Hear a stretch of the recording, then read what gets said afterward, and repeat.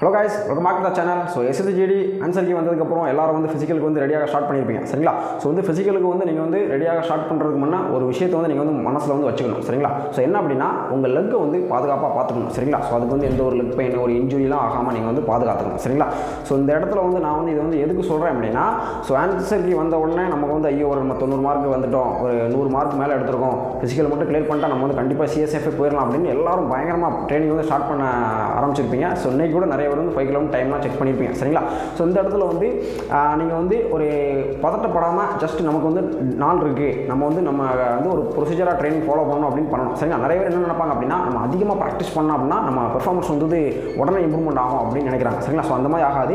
நீங்கள் ரொம்ப நாளாக வந்து ஒரு ப்ராக்டிஸே பண்ணாமல் திடீர்னு நீங்கள் வந்து ஸ்டார்ட் பண்ணும்போது என்ன ஆகும் அப்படின்னா, அதிகமாக நீங்கள் வந்து ரன் பண்ணும்போது என்ன ஆகும் அப்படின்னா, உங்கள் போன் அந்த மசில்ஸ்லாம் வந்து அந்த ப்ரெஷரை தாங்க முடியாது, சரிங்களா? ஒரு 2-3 நாள் போனதுக்கப்புறம் உங்களுக்கு அதிகமான ஒரு வந்து பெயின் வந்து கொடுக்கும், சரிங்களா? ஸோ இன்றைக்கி வந்து வேலைக்கிழமை நான் என்ன தான் சொன்னாலும் நீங்கள் எப்படி நிறைய பேர் வந்து அதிகமாக ப்ராக்டிஸ் பண்ணி அடுத்த வாரம் ஒரு வேலைக்கிழமை கண்டிப்பாக வந்து கமெண்டில் சொல்லிகிட்டே இருப்பீங்க, அண்ணன் அங்கே ஆங்கிளில் வலிக்குது, சின் போன் ரொம்ப வலிக்கு, நீ ரொம்ப வலிக்கு அப்படின்னு கண்டிப்பாக கமெண்டில் சொல்ல தான் போகிறீங்க, சரிங்களா? ஸோ உங்கள் லெக்குக்கு வந்து எந்த ஒரு பெயினோ எந்த ஒரு இன்ஜுரி ஆகாமல் நம்ம வந்து எப்படி ப்ராக்டிஸ் பண்ணுறதை பற்றி இந்த வீடியோவில் வந்து ஒரு 5 டிப்ஸ் கொடுக்குறேன், சரிங்களா?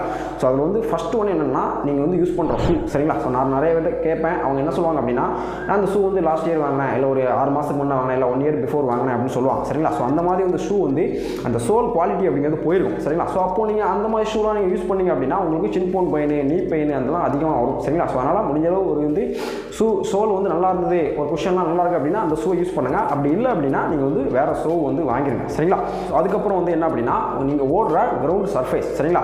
அந்த சர்ஃபேஸ் அப்படிங்கிறது வந்து க்ளீனாக இருக்கணும், சரிங்களா? அதாவது மேடு பள்ளமாக அந்த மாதிரிலாம் இருக்கக்கூடாது, சரிங்களா? ஸோ அந்த மாதிரிலாம் இருந்தது அப்படின்னா உங்களுக்கு ஆங்கிள் பெயின் வரும், ஆங்கிள் ட்விஸ்ட் ஆகும், சரிங்களா? ஸோ இந்த மாதிரி வந்து உங்களுக்கு அதிகமான பெயின் வரும். ஸோ அது மட்டும் இல்லாமல் ரோட் ரன்னிங் பண்ணக்கூடாது, சரிங்களா? வாரத்துக்கு 1 நாள் இல்லை வாரத்துக்கு 2 நாள் மட்டும்தான் ரோட்டில் ரன் பண்ணணும். குறிப்பாக வந்து ஸ்பீட் ட்ரைனிங் வந்து ரோட்டில் பண்ணவே கூடாது, சரிங்களா? ஸோ இதை நீங்கள் மைண்டில் வச்சுக்கோங்க, ஓகேவா? ஸோ அதுக்கப்புறம் என்ன அப்படின்னா, நீங்கள் ஃபாலோ பண்ணுற ட்ரைனிங், சரிங்களா? ஸோ நான் நிறைய வீடியோவில் சொல்லியிருப்பேன், ஒவ்வொரு இண்டிவிஜுவலும் வந்து தனித்தனி ட்ரைனிங் தான் ஃபாலோ பண்ணணும் அப்படின்ட்டு, சரிங்களா? ஸோ அதனால் உங்கள் பாடி வெயிட் என்ன இருக்குது, உங்கள் ஹைட் எவ்வளோ இருக்கீங்க, அண்ட் உங்கள் கரண்ட் கெப்பாசிட்டி 5 கிலோமீட்டருக்கு வந்து டைமிங் எவ்வளோ வருது அப்படின்னு பார்த்து அதுக்கு ஏற்ற ஒரு ட்ரைனிங் பிளான் வந்து நீங்கள் வந்து ஃபாலோ பண்ணுங்கள், சரிங்களா? ஸோ அப்போ தான் உங்களால் அந்த ட்ரைனிங் பிளானும் ஃபாலோ பண்ண முடியும். உங்களுடைய பெர்ஃபார்மன்ஸ் அப்படிங்கிறது ஒரு கிராஜுவலாக இன்க்ரீஸ் ஆகும், சரிங்களா? ஒரு பிகினர் லெவல்னா பிகினர் லெவல் கூடிய ட்ரைனிங் ஃபாலோ பண்ணுங்கள், இன்டர்மீடியட்னா இன்டர்மீடியட் லெவலில் ட்ரைனிங் ஃபாலோ பண்ணுங்கள், சரிங்களா? ஸோ நெக்ஸ்ட் ஒன் என்னன்னா கன்சிஸ்டன்சி, சரிங்களா? ஸோ ட்ரைனிங் அப்படிங்கிறது வந்து நீங்கள் வந்து தொடர்ந்து வந்து ஃபாலோ பண்ணணும், சரிங்களா? ஸோ நிறைய பேர் என்ன பண்ணுவாங்கன்னா, ஆன்சர் கீ வந்த உடனே அப்படியே ஒரு 1 வீக் வந்து ட்ரைனிங் அப்படி நல்லா பண்ணுவாங்க, அதுக்கப்புறம் அப்படியே வந்து சரி பார்த்துக்கலாம் அந்த மாதிரி விட்டுருவாங்க, சரிங்களா? ஸோ அந்த மாதிரி இருக்கக்கூடாது. ஒரு நியூ ஷூ வாங்கினாலும் அப்படி தான், மறுநாள் காலையில் 4 மணிக்கே எழுந்திரிச்சு எப்படா வீடியோ நம்ம ரன் பண்ணலாம் அப்படின்னு நினைப்பாங்க. ஒரு 4 நாள் 5 நாள் போனதுக்கப்புறம் சரி நம்ம நாளைக்கு பார்த்துக்கலாம் அப்படின்னு அப்படியே கன்சிஸ்டன்சி இருக்காது, சரிங்களா?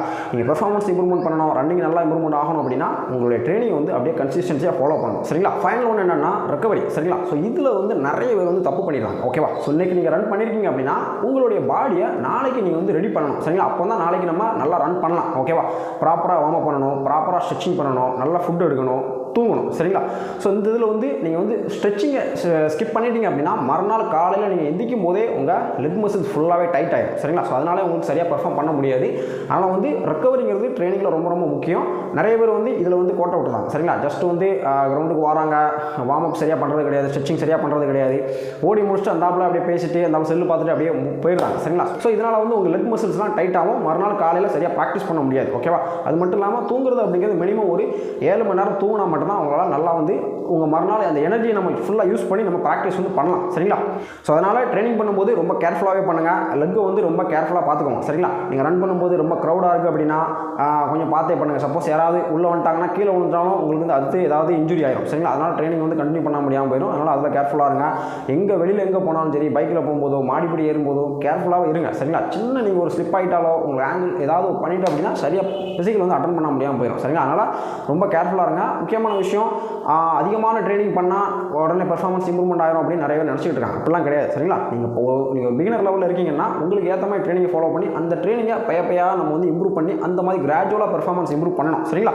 நிறைய பேருக்கு வந்து ஒரு டவுட் இருக்கும், சரிங்களா? ஸோ நமக்கு வந்து ஃபிசிக்கல் வந்து நம்ம வந்து எவ்வளோ நாளில் ரெடி ஆகணும் அப்படின்ட்டு, சரிங்களா? ஸோ என்னை பொறுத்த வரைக்கும் 5 கிலோமீட்டர் 24 மினிட்ஸ் அப்படிங்கிறது நீங்கள் வந்து ஒரு ப்ராப்பரான ட்ரைனிங்கை ஒரு 30 டேஸ் நீங்கள் பண்ணாலே வந்து சூப்பராக வந்து ரெடி ஆகிடலாம், ஓகேவா?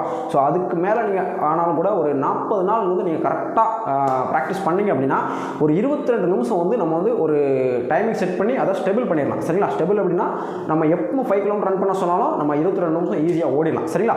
ஸோ லாஸ்ட் பேட்ச்லேயே வந்து நிறைய ஸ்டூடெண்ட் வந்து நம்ம ஸ்டூடெண்ட் வந்து ஜஸ்ட் ஒரு 15 டேஸ் 20 டேஸ் 25 டேஸ் அப்படின்ட்டு நிறைய பேர் ரிசல்ட் கொடுத்துருந்தோம்.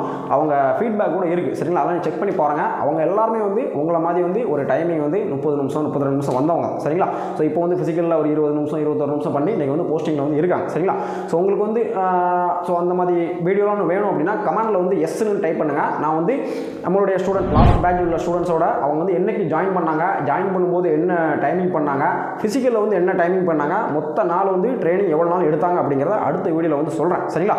ஸோ அது மட்டும் இல்லாமல் நீங்கள் வந்து ஒரு பெயினராக இருந்தீங்க அப்படின்னா ஸோ கண்டிப்பாக இந்த வீடியோ வந்து பார்த்துட்டு நீங்கள் வந்து ட்ரைனிங் வந்து ஸ்டார்ட் பண்ணுங்கள். சரிங்களா? ஏன்னா அந்த வீடியோவில் வந்து நீங்கள் வந்து ப்ராப்பராக எப்படி வார்ம் அப் எதுக்கு பண்ணணும், ஸ்ட்ரெச்சிங் எதுக்கு பண்ணுறோம், உங்கள் ஃபுட் லேண்டிங் எப்படி இருக்கணும், ப்ரீத்திங்லாம் எப்படி பண்ணணும் அப்படின்ட்டு அந்த வீடியோவில் வந்து சொல்லியிருப்பேன். சரிங்களா? அது மட்டும் இல்லாமல் மறக்காமல் சேனலுக்கு வந்து சப்ஸ்கிரைப் பண்ணிக்கோங்க. சரிங்களா? ஏன்னா நம்ம லாஸ்ட் டைம் வந்து கண்ணை கட்டிட்டு 5 கிலோமீட்டர் 23 நிமிஷம் ஓடுனது, அப்புறம் பேசிக்கிட்டே ஒரு மைண்டு எப்படி செட் பண்ணணும் அப்படின்னு லாஸ்ட் டைம்லாம் அப்லோட் பண்ணியிருந்தோம். ஸோ அதே மாதிரி இந்த வருஷம் வந்து நிறைய மோட்டிவேஷனல் வீடியோ வந்து வரும். சரிங்களா? ஸோ அதனால் சேனலுக்கு மறக்காமல் சப்ஸ்கிரைப் பண்ணிக்கோங்க.